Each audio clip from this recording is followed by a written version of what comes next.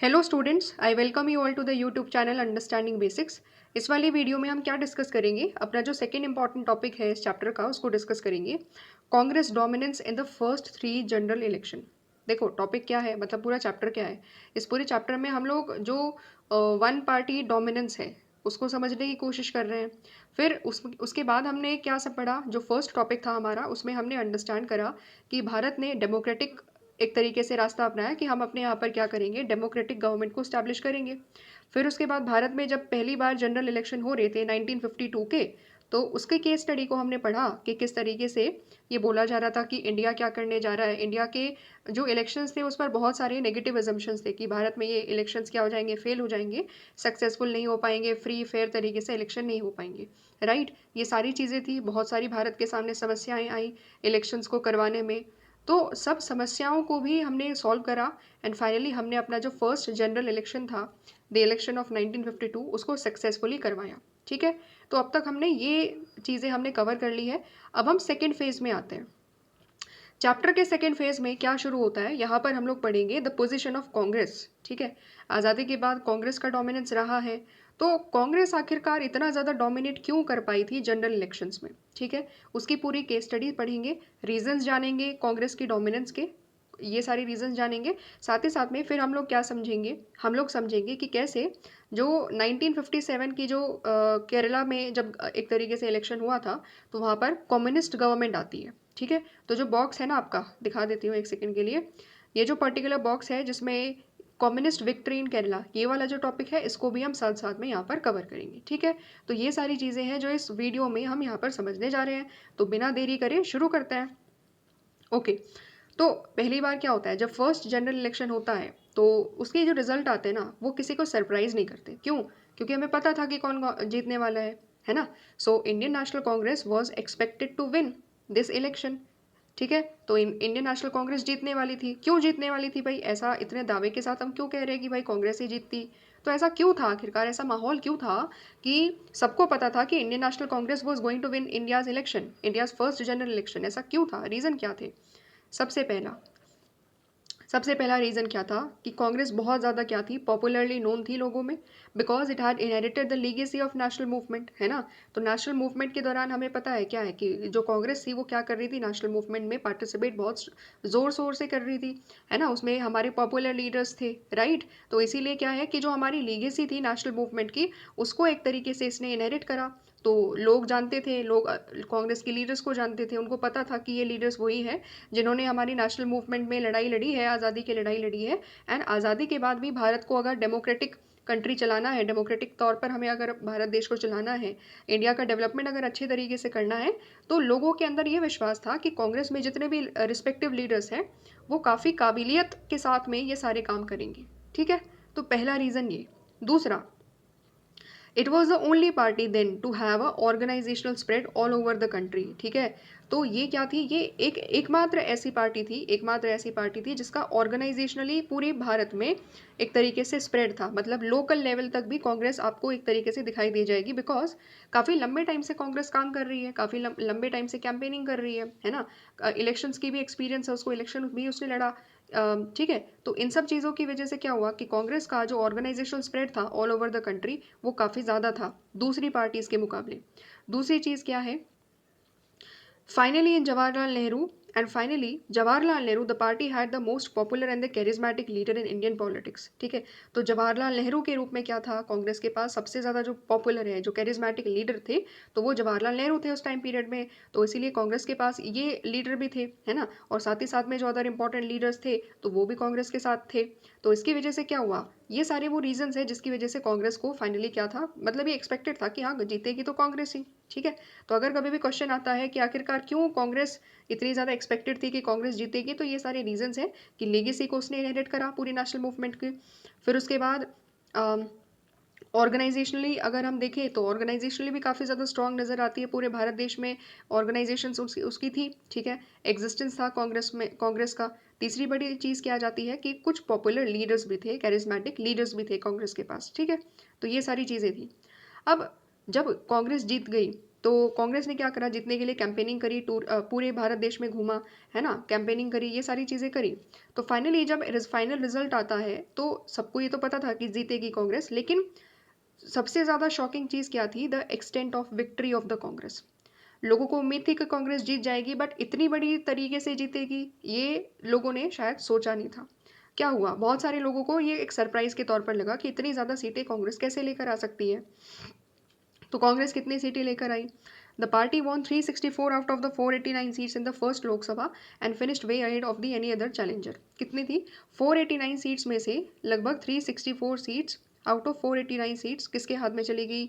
ये सब कांग्रेस जीत गई। ठीक है, तो इसीलिए बहुत सारे लोगों को ये शौक भी लगा कि ठीक है, कांग्रेस जीतने वाली थी, उनको पता तो था, लेकिन इतने एक्सटेंट तक जीत जाएगी ये किसी ने सोचा नहीं था।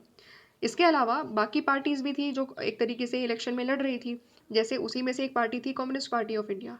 कम्युनिस्ट पार्टी ऑफ इंडिया क्या करती है, सेकंड आती है, second in the terms of, क्योंकि जो कम्युनिस्ट पार्टी ऑफ इंडिया थी वो 16 सीटें जीत पाती है, एंड ये सेकंड पार्टी थी आफ्टर कांग्रेस जिसको इतनी सीटें मिली।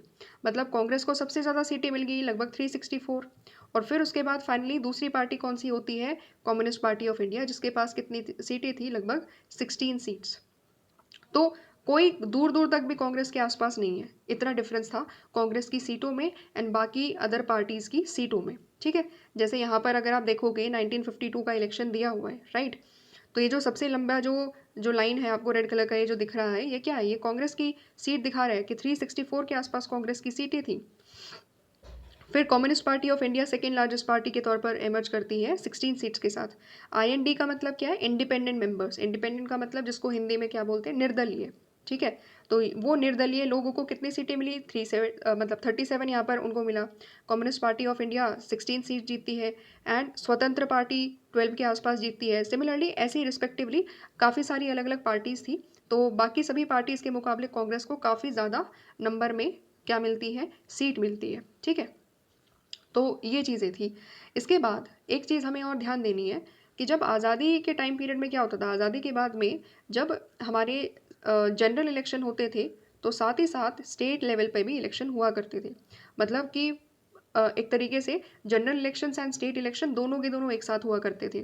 तो फिर होता क्या है, it won a big majority of the seats in all the states except the Travancore Cochin, part of today's Kerala, Madras and Orissa. तो लोकसभा इलेक्शंस में तो वो जीती गई, लोकसभा इलेक्शंस में तो वो जीती गई, ठीक है, सेंट्रल पे तो एक तरीके से कांग्रेस आई गई। साथ ही साथ में जो जो स्टेट के जो इलेक्शंस थे वहाँ पर भी कांग्रेस जीत रही थी, एक्सेप्ट कुछ एरियाज़ में, जैसे त्रवणकोर जो कोचिन का इलाका है, मतलब जो आज के टाइम में केरला में है, वहाँ पर नहीं जीत पाई, मद्रास में नहीं जीत पाई, उड़ीसा में नहीं जीत पाई।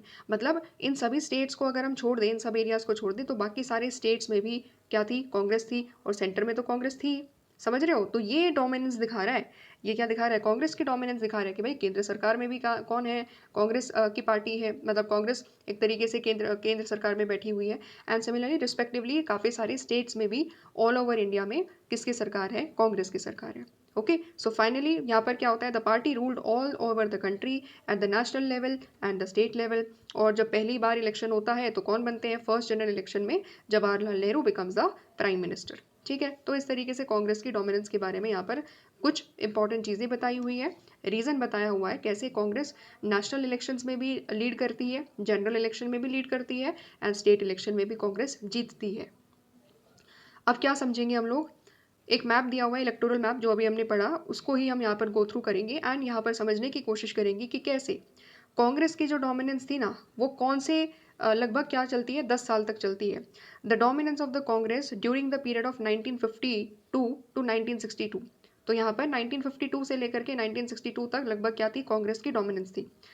Second and third general election जब होते हैं तो जो 1957 में या 1962 में होते हैं, सेकेंड जनरल इलेक्शन कब होते हैं? 1957 में, 5 साल के बाद। पहले कब हुए? 1952 में हुए। सेकेंड कब हुए? 1957 में हुए। थर्ड कब हुए? 1962 में हुए। 5-5 साल का गैप है एंड जनरल इलेक्शन हो रहे हैं। तो जब ये बाकी दोनों इलेक्शन होते हैं, second and third, Congress maintain the same position in the Lok Sabha. तो लोकसभा में कांग्रेस की सेम पोजीशन है, विनिंग 3/4 ऑफ द सीट। लगभग जो जितनी भी सीट्स थी उसमें से 3/4 ऑफ द सीट्स कौन जीत पा रहा है? कांग्रेस जीत रही है। ठीक है। एंड बाकी जो अपोजिशन पार्टीज थी, none of the opposition parties could win even 1/10 of the number of seats won by the Congress. तो जितनी कांग्रेस सीट जीत पा रही थी ना, बाकी पार्टीज उसका 1/10 भी नहीं जीत पा रही थी। मतलब कहीं दूर दूर तक कोई कांग्रेस के सामने टिक नहीं पा रहा था, कोई पार्टी दूसरी नहीं इतना एक तरीके से वोट ले पा रही थी। In the state assembly election the Congress did not gate majority in few cases. ठीक है, तो क्या हो रहा था, कुछ स्टेट असेंबली इलेक्शंस में यानी स्टेट इलेक्शंस में कुछ ऐसे स्टेट्स थे जहां पर कांग्रेस को मेजोरिटी नहीं मिल पा रही थी, और वो भी कुछ एरियाज में। वरना ज़्यादातर केसेस में स्टेट में भी क्या है, कांग्रेस ही है। लेकिन कुछ ऐसे स्टेट्स थे, कुछ ऐसे केसेस थे जहां पर कांग्रेस मेजोरिटी नहीं ला पा रही थी स्टेट्स में। जैसे एग्जाम्पल क्या है, सबसे ज़्यादा सिग्निफिकेंट एग्जाम्पल है केरला का। केरला में क्या हुआ, 1957 में जब स्टेट में इलेक्शन होता है, तो वहाँ पर पहली बार ऐसा होता है कि वहाँ पर कम्युनिस्ट पार्टी ऑफ इंडिया की सरकार बनती है। कौन सी पार्टी की सरकार बनती है, कम्युनिस्ट पार्टी ऑफ इंडिया की। ठीक है, तो कम्युनिस्ट पार्टी ऑफ इंडिया बाकी कुछ अदर मेंबर्स के साथ में कोलिशन वहाँ पर बनाती है। एंड वो कोलिशन फाइनली केरला में 1957 में क्या करती है, वहाँ पर एक तरीके से पावर में आती है। ठीक है, तो मोटे तौर पर क्या है, जनरली देखा जाएगा तो ठीक है, कांग्रेस ही स्टेट्स में भी है ज़्यादातर। लेकिन हाँ, of course there are certain exceptions, कुछ ऐसे एक्सेप्शन है, कुछ ऐसे केसेस हैं जहाँ पर जैसे कम्युनिस्ट पार्टी ऑफ इंडिया की सरकार देखी जा सकती है। ठीक है, अब यहाँ पर हम क्या समझेंगे, अब यहाँ पर थोड़ा सा हम इस मैप को कवर करेंगे। ये बता रहा है, ये जो पर्टिकुलर मैप है, this is showing the Congress dominance from the time period of 1952 to the time period of 1967। ठीक है, तो लगभग 1967 जो एक तरीके से इलेक्शन होता है, वहाँ तक पूरी की पूरी कांग्रेस की डोमिनेंस चल रही होती है। यानी कि लगभग स्टार्टिंग के जो हमारे 15 ईयर्स है, स्टार्टिंग के जो 15 साल है आज़ादी के, फर्स्ट एक तरीके से जो हमारे फर्स्ट 3 जनरल इलेक्शन है, या इसको 15 साल कह लो, तो उसमें क्या है, कांग्रेस का डोमिनेंस हमें दिखाई दे रहा है। उसी के बारे में हम यहाँ पर कुछ चीज़ें पढ़ेंगे। येलो कलर क्या डिमार्केट कर रहा है, it is demarcating that the states ruled by the Congress during 1952 to 1967। तो जितने भी येलो कलर में जो स्टेट्स आपको दिखाई दे रहे हैं, लगभग ज़्यादातर स्टेट्स हमारे क्या है, येलो कलर में दिखाई दे रहे हैं। मतलब इन सभी स्टेट्स में कांग्रेस रूल कर रही है 1952 से लेकर के 1967 तक। ठीक है, एक रेड कलर में जो स्टेट है जो कि केरला, वहाँ पर क्या है, डेमोक्रेटिक लेफ्ट फ्रंट 1957 से 1959। ठीक है, ये अगर आप देखोगे तो ये एक ऐसा स्टेट है जिसमें 1957 में क्या होता है, एक सेकेंड, 57 ही है ना, हाँ 57 ही है। तो यहाँ पर केरला में क्या हो रहा है, 1957 में डेमोक्रेटिक लेफ्ट फ्रंट की सरकार आ रही है, यानी कि कम्युनिस्ट पार्टी ऑफ इंडिया की सरकार आ रही है। लेकिन वो सरकार केवल 2 साल तक चल पाती है, केवल और केवल 2 साल, ओनली फॉर 2 ईयर्स, 1957 से 59 में। और उसके बाद क्या हो जाता है, यहाँ पर इमरजेंसी लगा दी जाती है, आर्टिकल 356 का एक तरीके से इम्पोजिशन कर दिया जाता है। ठीक है, तो उसके बारे में भी हम केस स्टडी में पढ़ेंगे। जब हम केरला की जो केस स्टडी मैंने अभी दिखाई थी उसको डिटेल में समझेंगे तो समझ में आ जाएगा कि क्यों भाई यहाँ पर प्रेसिडेंट रूल लगाया गया, क्यों यहाँ पर इमरजेंसी लगाई गई, उसको हम लोग तब समझेंगे। तो केरला में कम्युनिस्ट पार्टी की सरकार थी। इसके अलावा दूसरा जो स्टेट है जहाँ पर दूसरी पार्टी की सरकार है except Congress, that is Jammu and Kashmir, जहाँ पर नेशनल कॉन्फ्रेंस की सरकार है। ठीक है, तो जम्मू कश्मीर में भी क्या है, दूसरी पार्टी की सरकार है नेशनल कॉन्फ्रेंस की। ठीक है, अदरवाइज मेजोरिटी ऑफ इंडिया में क्या हो रहा है, मेजोरिटी ऑफ इंडिया में अगर आप देखोगे कांग्रेस की सरकार है। केवल 2 ऐसे स्टेट्स थे, केरला में केवल 2 साल के लिए कम्युनिस्ट पार्टी ऑफ इंडिया की सरकार रही, और दूसरा जो स्टेट है वो है जम्मू कश्मीर, जहाँ पर क्या थी, नेशनल कॉन्फ्रेंस पार्टी की गवर्नमेंट थी। Otherwise rest of the states में क्या देखोगे आप, रेस्ट ऑफ द स्टेट्स में दिखाई देगा कि कांग्रेस की गवर्नमेंट थी। ठीक है, तो जो फर्स्ट जनरल इलेक्शन है 1952, कांग्रेस को 364 सीट्स मिली, बाकी सब पार्टीज देखो कहीं नजर नहीं आ रही है, बहुत कम सीटें हैं। सिमिलरली जो सेकेंड इलेक्शन होता है 1957 में, सेकेंड जनरल इलेक्शन, वहाँ पर कांग्रेस को 371 के आसपास वोट मिली है। ठीक है, और बाकी सभी पार्टीज़ काफ़ी ज़्यादा क्या है, कम है। सीपीआई है यहाँ पर, प्रजा सोशलिस्ट पार्टीज़ है, एंड इस तरीके से अलग अलग पार्टीज़ है, तो उनको काफ़ी कम सीटें मिली। सिमिलरली जो थर्ड इलेक्शन होता है, थर्ड जनरल इलेक्शन 1962 में, वहाँ पर क्या होती है, वहाँ पर भी कांग्रेस को 361 के आसपास सीट मिलती है। And communist party of India again second largest party के तौर पर इमर्ज करती है विद 29 सीट्स, और बाकी सब क्या है, बाकी सब और भी ज़्यादा कम सीट्स के साथ है। ठीक है, तो रिस्पेक्टिवली यहाँ पर आप रीड कर सकते हो कौन कौन सी कितनी सारी, ऐसा नहीं था मतलब उस टाइम पर। देखो हमने पढ़ा था ना कि हमारे यहाँ पर जो कांग्रेस, जो भी हमारे इलेक्शन थे वो क्या थे, वो हमारे कॉम्पिटिटिव इलेक्शन थे। मतलब मल्टीपल सेट ऑफ पार्टीज हमारे यहाँ पर कॉम्पीट कर रही थी। Even though no doubt about that कि कांग्रेस जीत रही है, लेकिन फिर भी बहुत सारी पार्टीज कांग्रेस एक तरीके से इलेक्शन में क्या कर रही है, इलेक्शन में कंटेस्ट कर रही है। ठीक है, तो ये सारी अलग अलग पार्टीज़ हैं, इनका नाम एक बार आप पढ़ सकते हो। इस तरीके से आपको आइडिया लग जाएगा कि उस टाइम पीरियड में कौन कौन सी पार्टीज़ इंडिया में एग्जिस्ट किया करती है। ठीक है, समझ में आ गया। अब यहाँ पर एक और चीज़ समझनी है कि चलो भाई इतना तो समझ में आ गया कि ठीक है, कांग्रेस पार्टी क्या थी, नेशनल स्ट्रगल में भी पार्टिसिपेट कर रही थी, लीडर्स भी उसके पास अच्छे हैं, कैरिज्मेटिक लीडर्स है, इसकी वजह से जीतना तय था, ये बात तो ठीक है। लेकिन क्या इसके अलावा भी कोई फैक्टर था? इतनी ज़्यादा जो एक्सटेंट में सीटें जीत रही है कांग्रेस, इतनी ज़्यादा नंबर ऑफ सीट जीत पा रही है, क्या उसके पीछे कोई और रीज़न भी था? तो बिल्कुल रीज़न है, एंड वो रीज़न है इंडिया का electoral system, which is called, India का जो इलेक्टोरल सिस्टम है उसमें जो हमारा मेथड है इलेक्शन का, first past the post system, जो कि आप क्लास 11th में पढ़ के आए हो, ठीक है, उस वो भी एक तरीके से कंट्रीब्यूट करता है। कैसे कंट्रीब्यूट करता है उसी को अब यहाँ पर हम समझेंगे। The extent of the victory of the Congress was artificially boosted by our electoral system. हमारे इलेक्टोरल सिस्टम ने भी कांग्रेस की जो सीटें थी, जितनी सीट उसको मिल रही थी, उसको क्या करा, बढ़ाया, उसको आर्टिफिशियली उसको बूस्ट करा। कैसे बूस्ट करा भाई, उसको समझते हैं। Congress won 3 out of the every 4 seat but it did not get even half of the vote. समझो इस चीज़ को, कांग्रेस को क्या बोल रहा जा रहा है, हर 4 सीटें में, हर 4 मतलब जितनी भी सीट थी उसमें से हर 4 सीट से कांग्रेस 3 सीट पर जीत रही है। लेकिन अगर हम वोट की बात करें, ये तो हो गया सीट, अगर हम वोट की बात करें तो even half of the votes भी उसको नहीं मिल पा रही है, यानी कि इवन 50% ऑफ द वोट भी उसको नहीं मिल पा रही है। समझ रहे हो?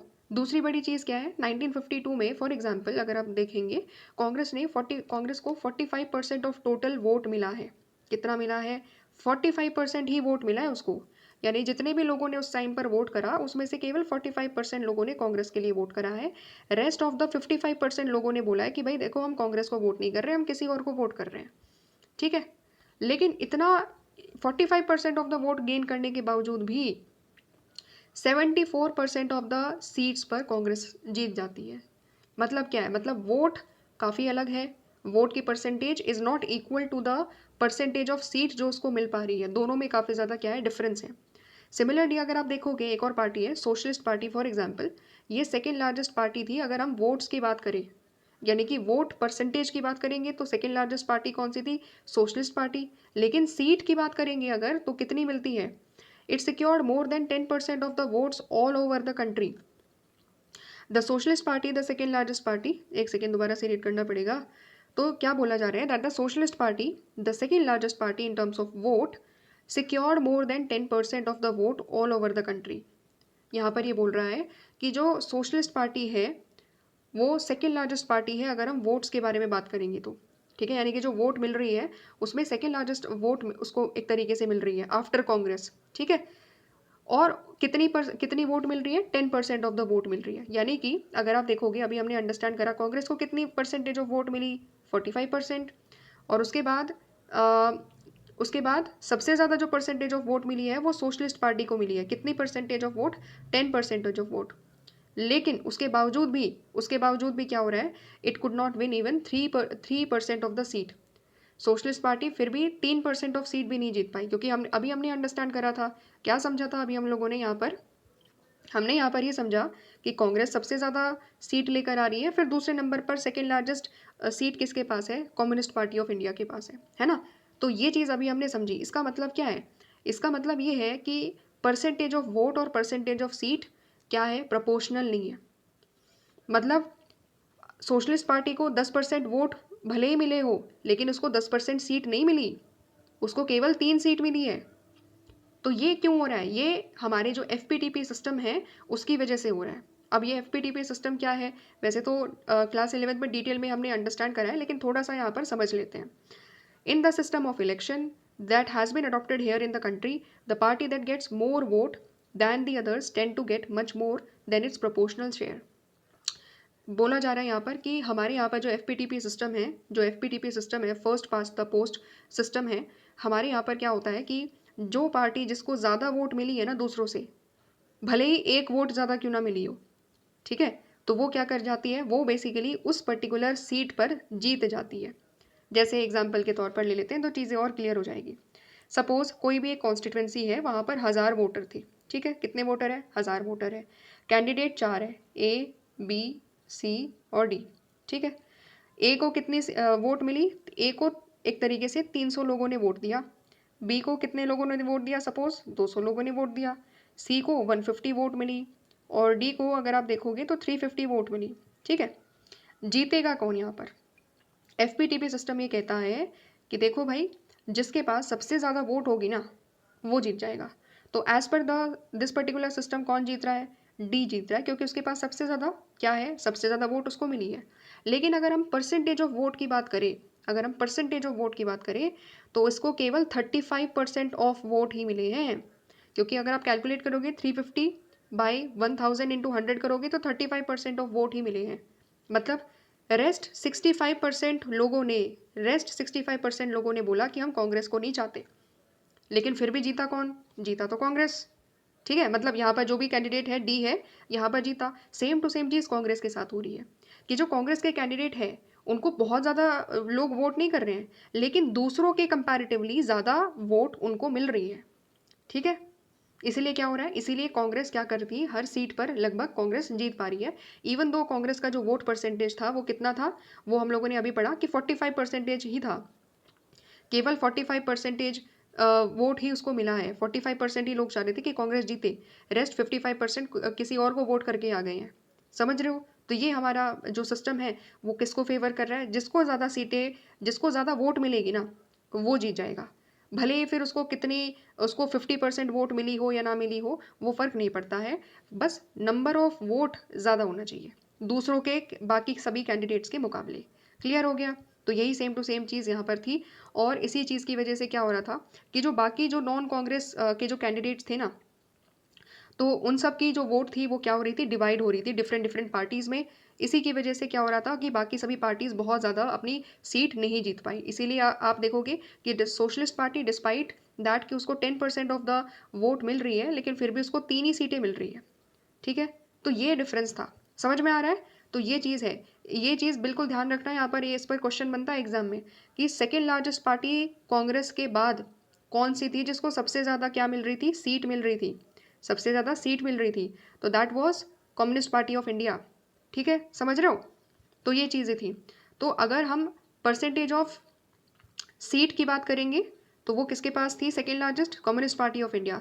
लेकिन अगर हम परसेंटेज ऑफ वोट की बात करेंगे, अगर हम परसेंटेज ऑफ वोट की बात करेंगे तो कांग्रेस के बाद सबसे ज़्यादा परसेंटेज ऑफ वोट किसको मिला है, सोशलिस्ट पार्टी को मिला है। ठीक है, थोड़ा सा क्लैरिटी है, हो सकता है मे भी कन्फ्यूजन हो आपको, लेकिन यहाँ पर लिख लो आप तो चीज़ें क्लियर हो जाएगी। अगर हम परसेंटेज ऑफ वोट के बारे में बात करते हैं तो कांग्रेस के बाद परसेंटेज ऑफ सबसे ज़्यादा वोट सोशलिस्ट पार्टी को मिला है 10%, क्योंकि कांग्रेस को 45% मिला। दूसरी बड़ी बात, अगर हम सीट के बारे में बात करें तो कांग्रेस को जितनी सीटें मिली उसके बाद सबसे ज़्यादा सीटें किसको मिल रही है, कम्युनिस्ट पार्टी ऑफ इंडिया को सीटें मिल रही है। समझ में आ गया? तो दिस इज द डिफरेंस जो आपको हमेशा याद रखना है। ओके, आगे बढ़ते हैं। तो इसी तरीके से ये वाली चीज़ें हम लोगों ने इस टॉपिक में क्या समझा, इस वाले टॉपिक में हम लोगों ने यहाँ पर समझा है कि कांग्रेस कैसे जीत रही है। Of course no doubt about that कि कांग्रेस एक डोमिनेंट पार्टी है, क्योंकि उसके मल्टीपल रीजंस हमने समझ लिए। साथ ही साथ हमारा जो एफपीटीपी सिस्टम है वो भी कहीं ना कहीं एक रीज़न है। उतनी ज़्यादा परसेंटेज ऑफ जो सीट कांग्रेस को मिल पा रही है उसके पीछे का एक और कंट्रीब्यूटिंग रीज़न क्या है कि हमारा जो इलेक्टोरल सिस्टम है वो फेवर करता है इस पर्टिकुलर चीज़ को कि जिस कैंडिडेट को ज़्यादा वोट मिलेगी तो वो जीत जाता है। ठीक है, समझ में आ गया? अब ये जो बॉक्स है राजकुमारी अमृत कौर के बारे में, ये आपको खुद पढ़ना है। इसमें कुछ इंपॉर्टेंट डिटेल्स दी हुई है उनके बारे में, तो ये आप खुद रीड करोगे और अंडरस्टैंड करोगे, मे बी इनसे एमसीक्यू क्वेश्चन बन सकते हैं। ठीक है, तो एक बार ज़रूर गो थ्रू करना। अब हम नेक्स्ट इंपॉर्टेंट टॉपिक की तरफ बढ़ते हैं which is communist victory in Kerala. तो अभी हमने क्या समझा, अभी हमने पढ़ा कि केरला में क्या होता है, 1957 में केरला में कम्युनिस्ट सरकार आती है, कम्युनिस्ट पार्टी ऑफ इंडिया की गवर्नमेंट आती है। उसी का केस स्टडी हम यहाँ पर समझेंगे। ठीक है, तो चलो शुरू करते हैं। कांग्रेस पार्टी के क्या करते, जब 1957 में क्या होता है कि 1957 में इलेक्शन हो रहे होते हैं। अभी हमने समझा कि सेंटर में भी इलेक्शन होते हैं और स्टेट में भी इलेक्शन हो रहे थे, दोनों एक साथ हो रही थी। राइट, ये चीज़ें पहले एक साथ थी, अभी क्या है, अभी अलग अलग है। अभी आप देखोगे सेंटर में जो केंद्र सरकार है उसका इलेक्शन कभी और होता है, किसी स्टेट में इलेक्शन कभी और हो रहे हैं, है ना। तो ये चीज़ें चल रही है, इसीलिए डिमांड क्या उठाई जा रही है कि साइमल्टेनियस इलेक्शन होना चाहिए। Right, one nation one election की बात उठाई जा रही है ना, समझ रहे हो? तो ये डिफरेंस इसी की वजह से आया स्टार्टिंग से। अदरवाइज हमारा सिस्टम यही था कि सेंटर एंड स्टेट में, सारे के सारे स्टेट्स में एंड सेंट्रल गवर्नमेंट में जो एक तरीके से सेंटर है वहाँ पर इलेक्शन दोनों के दोनों लेवल पर इलेक्शन एक साथ हो रहे थे। ठीक है, तो जब 1957 में इलेक्शन होते हैं, कांग्रेस पार्टी केरला में डिफीट कर दी जाती है, हार जाती है। कौन आता है तो फिर वहाँ पर केरला में असेंबली इलेक्शंस होते हैं जब 1957 में कम्युनिस्ट पार्टी ऑफ इंडिया वहाँ पर सबसे ज़्यादा नंबर ऑफ सीट्स जीतती है। कितनी? 60। आउट ऑफ 126, 60 आउट ऑफ 126 कौन जीतता है भाई? Communist party. अच्छा, साथ ही साथ में कुछ इंडिपेंडेंट मेंबर्स का भी सपोर्ट मिल जाता है उसको, किसको? कम्युनिस्ट पार्टी ऑफ इंडिया को। गवर्नर फिर क्या होता है? गवर्नर वहाँ पर इनवाइट करते हैं जो कम्युनिस्ट पार्टी ऑफ इंडिया के वहाँ के जो लीडर थे, EMS नंबूदिरीपाद, तो वो वहाँ पर आते हैं एंड फाइनली वो क्या करते हैं? अपनी सरकार बना लेते हैं। So for the first time in the world a communist party government had come to power through democratic election. ये ज़रूरी है समझना। यहाँ पर बोला जा रहा है कि पहली बार ऐसा हुआ है पूरी दुनिया में कि कांग्रेस मतलब कांग्रेस, बार बार कांग्रेस इसलिए आ रहा है क्योंकि कांग्रेस डोमिनेंस हम लोग पढ़ रहे हैं, ठीक है, तो इसलिए एक तरीके से जबान पर बैठ गया है कांग्रेस। तो यहाँ पर क्या बोला जा रहा है? यहाँ पर जो है आइडिया कम्युनिस्ट पार्टी के बारे में ये बोला जा रहा है कि देखो जो कम्युनिस्ट पार्टी है ना, पहली बार ऐसा दुनिया में होता है कि कम्युनिस्ट पार्टी की सरकार कहीं पर आ रही है, और वो भी कैसे? डेमोक्रेटिक इलेक्शन के जरिए। वरना जनरली आप देखोगे, आगे हम कम्युनिस्ट पार्टी ऑफ इंडिया के बारे में भी पढ़ेंगे, तो जो कम्युनिस्ट है ना वो किस में बिलीव करते हैं? वो एक तरीके से रिवॉल्ट में बिलीव करते हैं, वो रेवोल्यूशन में बिलीव करते हैं, वो डेमोक्रेटिक मेथड्स में बिलीव नहीं करते। ठीक है, वो कहते हैं कि चेंज आएगा समाज में तो कैसे आएगा? रेवोल्यूशन के जरिए आएगा। Because they are influenced by Marx, Karl Marx के द्वारा वो इन्फ्लुएंस्ड है, और कार्ल मार्क्स रेवोल्यूशन या क्रांति के बारे में बात करते हैं। ठीक है, तो इनका आइडिया क्या है? इनकी आइडियोलॉजी बेसिकली रेवोल्यूशन पर बेस्ड है, लेकिन पहली बार ऐसा होता है कि वो डेमोक्रेटिक इलेक्शंस लड़ते हैं एंड जीतते हैं। ठीक है, तो ये चीज़ है।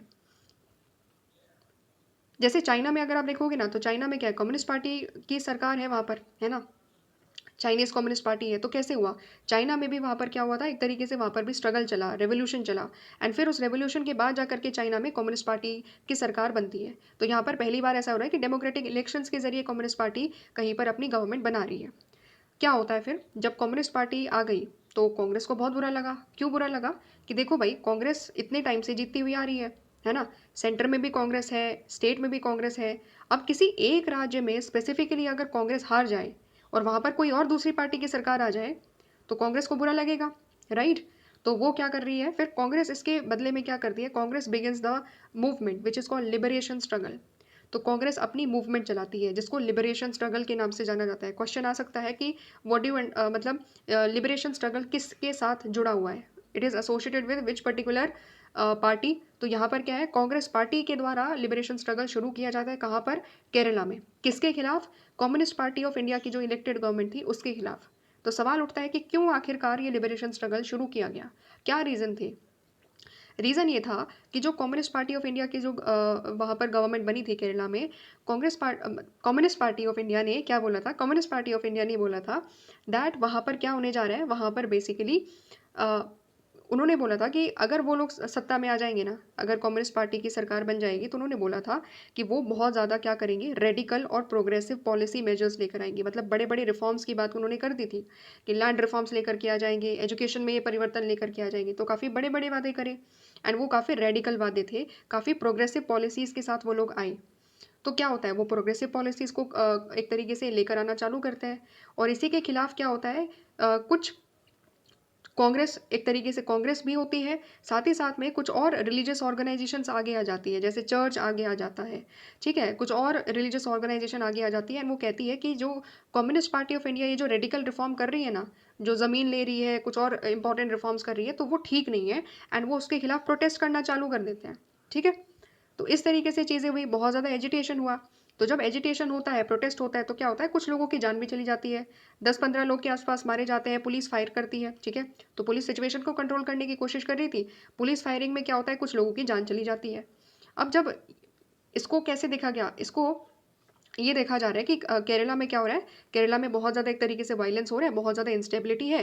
तो क्या किया जाना चाहिए? क्योंकि केरला में वहाँ की गवर्नमेंट सिचुएशन को संभाल नहीं पा रही है, लॉ एंड ऑर्डर को संभाल नहीं पा रही है, तो फिर कांग्रेस सरकार जो सेंटर में थी उसने क्या करा? 1957 the Congress government at the centre dismissed the communist government in Kerala under article 356 of the constitution. Article 356 जो कि प्रेसिडेंट रूल डिमार्केट करता है, प्रेसिडेंट रूल इसके बिहाफ पर लगता है। तो कांग्रेस गवर्नमेंट ने बोला कि कांग्रेस गवर्नमेंट ने जो कम्युनिस्ट पार्टी की जो सरकार थी वहाँ पर उसको डिसमिस कर दिया।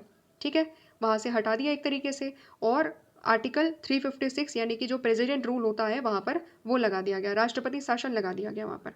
ठीक है, फिर उसके बाद क्या होता है कि ये जो डिसीजन था ये बहुत ज़्यादा कंट्रोवर्शियल डिसीजन था सेंट्रल गवर्नमेंट का, क्योंकि सिचुएशन बहुत ज़्यादा ख़राब नहीं हुई थी। इट वाज जस्ट दैट कि एक सिंपल सा क्या हो रहा था, प्रोटेस्ट हो रहा था। तो प्रोटेस्ट हो रहा था तो ठीक है, लॉ एंड ऑर्डर सिचुएशन कुछ समय के लिए बिगड़ती है, फिर बाद में अपने आप धीरे धीरे क्या हो जाती है, चीज़ें बेहतर हो जाती है ना। लेकिन कांग्रेस गवर्नमेंट ने क्या करा, कांग्रेस गवर्नमेंट ने यहाँ पर आर्टिकल 356 को यूज़ करा, एक तरीके से मिसयूज़ ही करा। एंड इसको वाइडली क्रिटिसाइज किया गया था that it is a prominent instance of the misuse of the constitutional emergency power. तो जो इमरजेंसी पावर दी गई है ना सेंट्रल गवर्नमेंट के हाथ में, तो यहाँ पर वो क्लियरली डिमार्केट करता है कि ये गलत तरीके से मिसयूज़ किया गया। ठीक है, मिसयूज़ करते हुए एक डेमोक्रेटिकली इलेक्टेड गवर्नमेंट जो केरला में आई थी कम्युनिस्ट पार्टी ऑफ इंडिया की, उसको हटाया गया है। इसकी वजह से इसको क्रिटिसाइज़ किया गया। ठीक है, तो ये चीज़ें थी। तो ये पूरा का पूरा आइडिया था। और फिर उसके बाद यहाँ पर आप देख सकते हो कि जो पार्टी के लीडर है एंड अदर लोग हैं वो क्या कर रहे हैं, वो एक तरीके से प्रोटेस्ट भी कर रहे हैं इस पर्टिकुलर चीज़ के खिलाफ कि ये जो चीज़ें हुई है, आर्टिकल 356 का मिसयूज़ यहाँ पर किया जा रहा है एक डेमोक्रेटिकली इलेक्टेड गवर्नमेंट को हटाने के लिए। ठीक है, समझ रहे हो। तो ये सिचुएशन थी। इस तरीके से हमने जो कम्युनिस्ट विक्ट्री थी केरला में उसको भी अंडरस्टैंड कर लिया। और ये वाली जो टॉपिक था पूरा कि आखिरकार कांग्रेस क्यों जीत पा रही थी, कैसे कांग्रेस डोमिनेंस में थी, ये सारी चीज़ें हमने अंडरस्टैंड कर ली। ठीक है, इस चैप्टर में ना बहुत सारी पार्टीज़ के बारे में भी दिया हुआ है। तो ये क्या करेंगे हम लोग, एक ही वीडियो के अंदर कोशिश करेंगे या अलग अलग वीडियोस बनाने की कोशिश करेंगे, हर पार्टी के बारे में जो उसकी आइडियोलॉजी है, जो इंपॉर्टेंट मेंबर्स हैं, उसको भी हम लोग यहाँ पर डिटेल में अंडरस्टैंड करेंगे। ठीक है, तो ये वाला टॉपिक हो जाता है कंप्लीट। मिलते हैं नेक्स्ट वीडियो में जहाँ पर हम और ज़्यादा कांग्रेस का जो डोमिनेंस है उसको, उसका जो नेचर है उसको समझने की हम कोशिश करेंगे। ठीक है, तो मिलते हैं नेक्स्ट वीडियो में। Thanks for watching.